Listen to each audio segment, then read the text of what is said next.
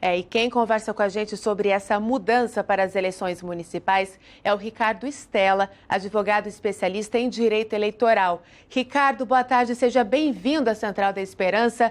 As eleições vão acontecer dias 15 e 29 de novembro. Essa mudança, essa dia e o que mais altera no calendário eleitoral? Boa tarde. Boa tarde, Luara. Boa tarde, Eduardo. É um prazer falar com a TV Aparecida.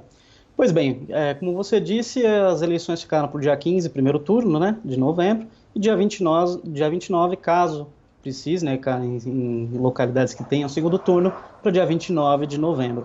Adia praticamente todas as datas que ainda não ocorreram, todos os prazos eleitorais que ainda não transcorreram, né, que ainda não passaram o dia, eles vão agora ser contabilizados com a nova data essa nova data da eleição, né? E diante dessa pandemia, boa tarde para você, seja bem-vindo aqui na Central da Esperança.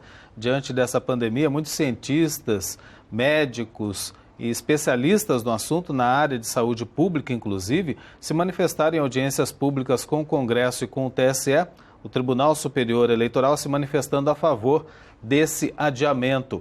Mas o que isso muda nesse processo eleitoral? E havia uma expectativa muito grande, né? Porque muita gente estava esperando, inclusive, que fossem adiadas as eleições para dezembro. Muda muita coisa nesse jogo político? Você acredita nisso? Olha, Eduardo, eu acredito sim, muda sim muita coisa. Primeiro que estamos numa situação atípica, né? A pandemia, ela veio de uma forma que ela prejudicou todos os cenários econômicos e, inclusive, claro, o cenário político. Num momento como esse, fica relegado em segundo plano o debate democrático, a fala sobre as eleições, tendo em vista que a pandemia ela monopoliza toda a atenção do eleitor e de todo o cidadão.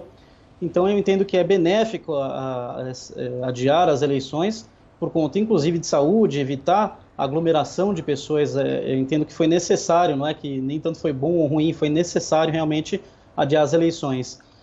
No cenário muda, porque você tem agora todas as questões de gastos em relação à Covid, você tem o desdobramento da toda a epidemia em relação a cada um dos municípios, e nesse cenário municipal, que é onde vai se dar a eleição, né, você tem os desdobramentos, não tenho dúvida que isso vai também refletir possivelmente nos resultados, né?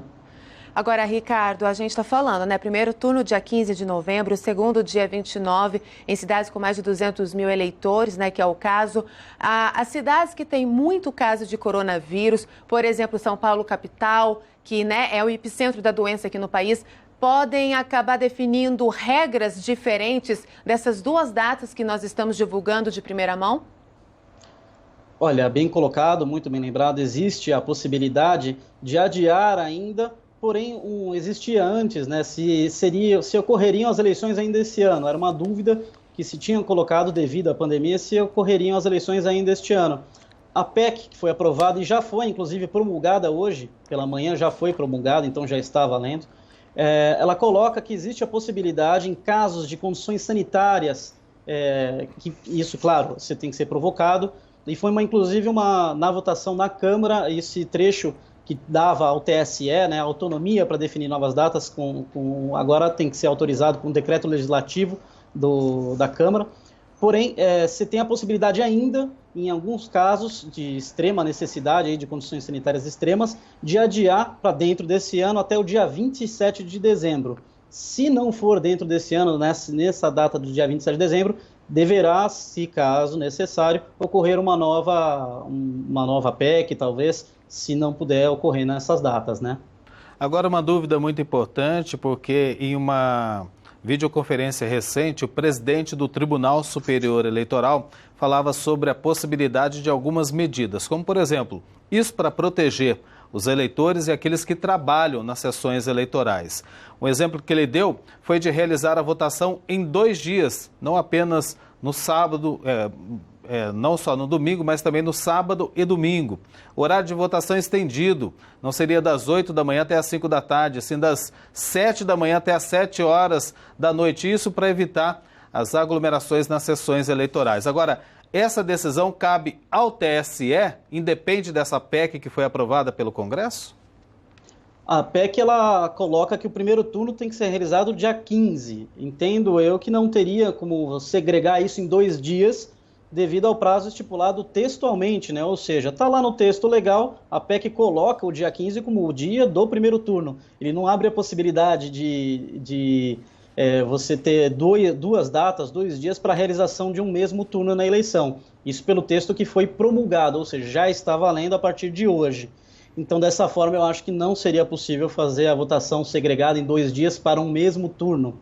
Porém, também temos em vista aí, isso tudo está em cima dos casos atuais, né, da situação de momento que temos, né, das eleições e da pandemia, mas é claro que você tem a possibilidade de algum tipo de alteração ainda dentro desse prazo, como eu disse, do dia 27 de dezembro, caso tenha algo aí, alguma piora ou algo que vale em relação às condições sanitárias, né? Que foi bem colocado isso na PEC, na minha opinião, meu ponto de vista, foi bem colocado que as condições sanitárias serão determinantes para a realização das eleições nas datas previstas ou até mesmo seu adiamento, caso seja necessário, né?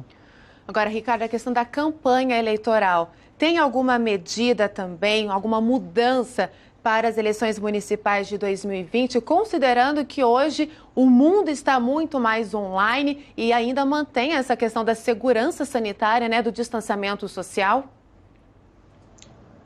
Olha, é um outro ponto que, na verdade, vai ser uma eleição sui generis, né? Uma eleição nova, atípica para todos, não só para os candidatos, mas também para os eleitores, né?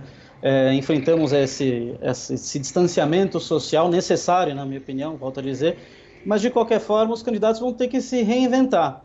Sem sombra de dúvidas, esse prazo maior para o início da eleição, até esse adiamento, eu entendo que vai ser uma forma dos candidatos, da população, da sociedade como um todo, entender um novo formato, o que todos dizem, esse novo normal, inclusive no ponto de vista político-eleitoral. Você com certeza não vai ter mais tanta aglomeração logo no início das campanhas. Claro que é um cenário daqui a alguns meses, que ainda temos evoluções aí no quadro sanitário para observar, porém, sem dúvida nenhuma, as eleições elas ficaram realmente mais online, que vai exigir essa adaptação dos candidatos, né, nas plataformas. Ricardo, a gente quer agradecer a sua entrevista, atualizando a gente, esclarecendo como deve ser, né, as eleições municipais esse ano. Muito obrigada, uma boa tarde para você.